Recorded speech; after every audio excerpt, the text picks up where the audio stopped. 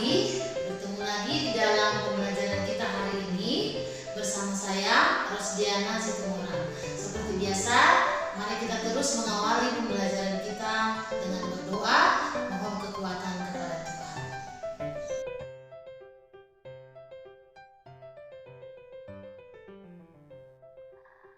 Struktur jaringan tumbuhan dan fungsinya. Saat ini kita akan membahas tentang fotosintesis.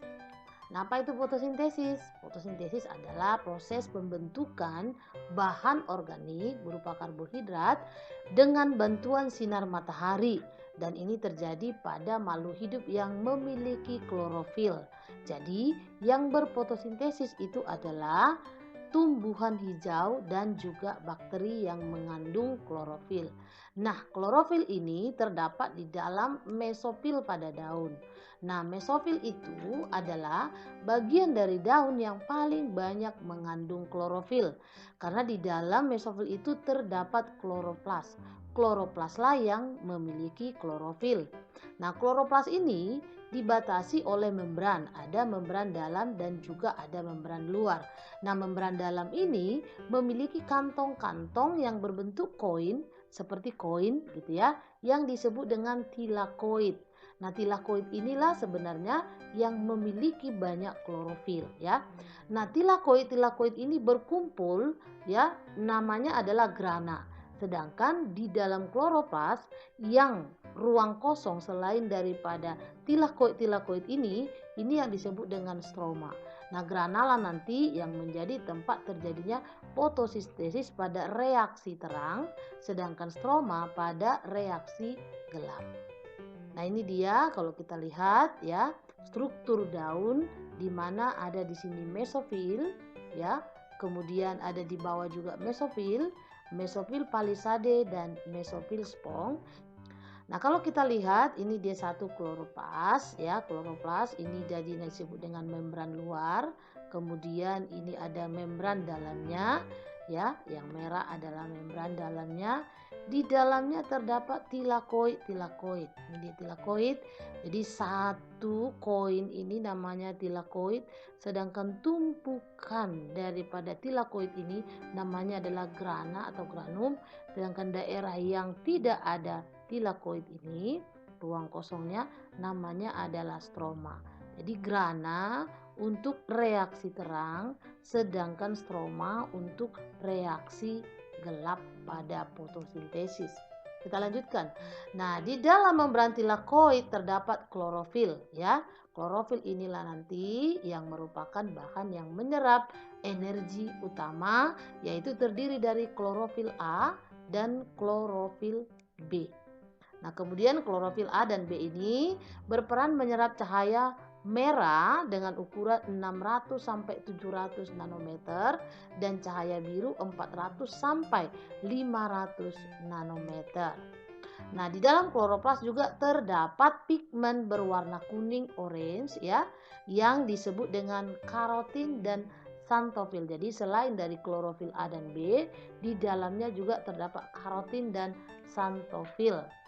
Nah, sekarang kita lihat bagaimana terjadinya proses fotosintesis. Tahu, fotosintesis ini memerlukan air, lalu ada cahaya matahari dan juga ada klorofil.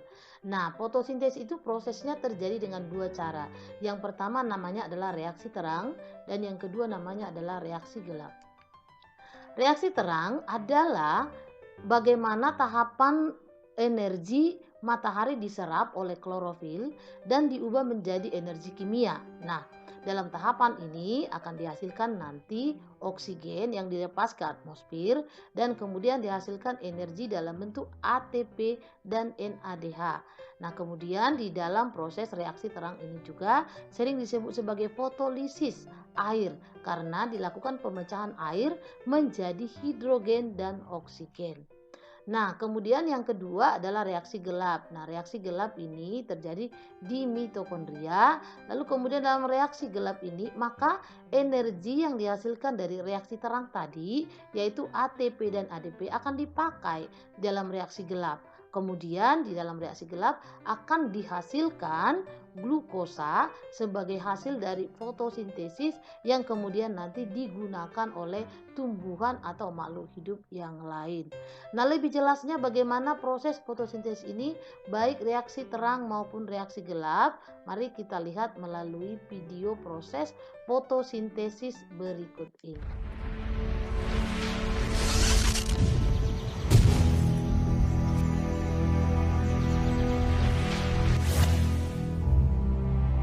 Di dalam bumi kita, terdapat salah satu proses alami yang sangat penting bagi kehidupan makhluk. Proses ini adalah fotosintesis pada tumbuhan.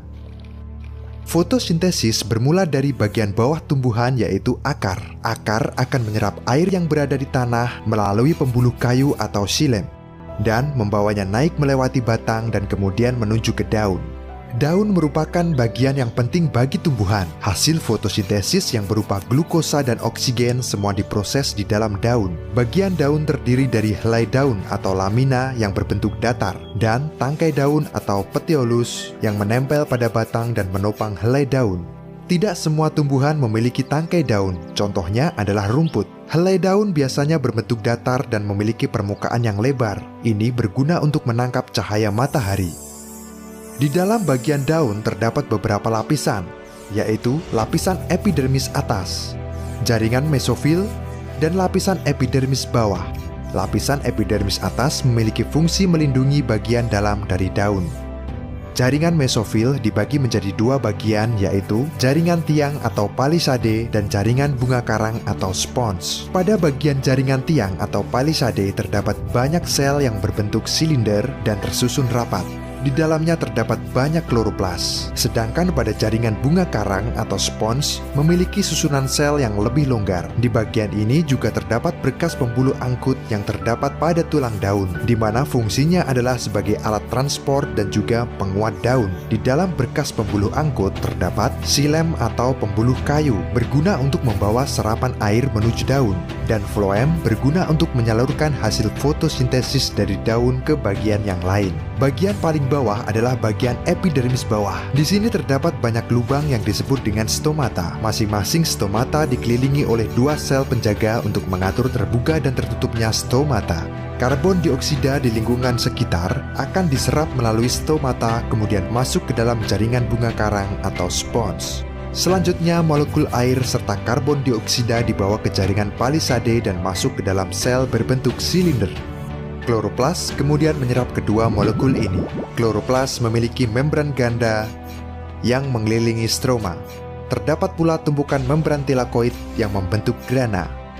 Klorofil terdapat pada membran tilakoid.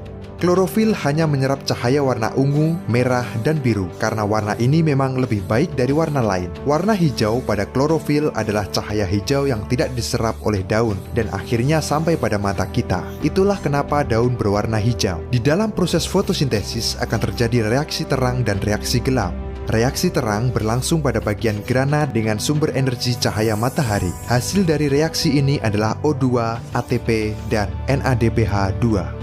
Sedangkan reaksi gelap berlangsung pada bagian stroma dengan sumber energi hasil reaksi terang, yaitu ATP dan NADPH2. Hasil dari reaksi gelap adalah zat makanan yang berupa glukosa. Oksigen dan glukosa selanjutnya akan menyebar keluar dari kloroplas. Untuk glukosa akan diangkut melalui floem menuju ke seluruh bagian tumbuhan untuk makan dan pertumbuhan. Sedangkan untuk oksigen akan tersebar keluar melalui stomata. Oksigen ini adalah bagian yang sangat penting untuk kelangsungan hidup makhluk di bumi. Salah satunya yaitu untuk bernafas. Udara di sekitar juga akan menjadi lebih bersih dan segar. Oleh karena itu, mari kita jaga tumbuhan dengan merawatnya dan tidak menebang pohon sembarangan untuk menjaga kehidupan makhluk yang ada di bumi. Baik, yang terakhir kita lihat faktor-faktor yang mempengaruhi fotosintesis. Artinya, faktor-faktor ini bisa mempercepat atau memperlambat proses fotosintesis. Yang pertama adalah karbon dioksida.